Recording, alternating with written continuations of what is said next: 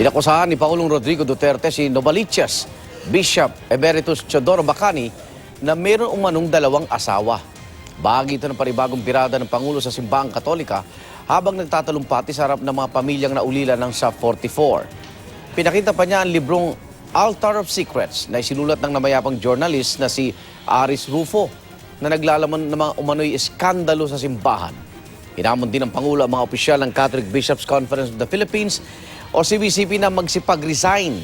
Ayon kay Presidential Spokesperson Ernesto Obella, ang batikos ng Pangulo sa Simbahang Katolika ay nag-ugat sa pagbatikos kamakailan ni Bacani sa mga patayan sa gitna ng kampanya kontra droga.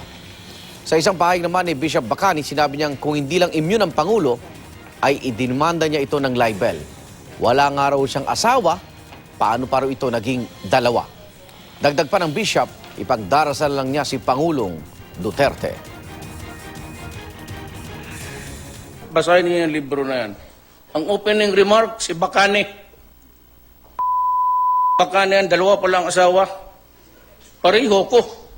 Nandyan lahat. Sex, corruption, politics.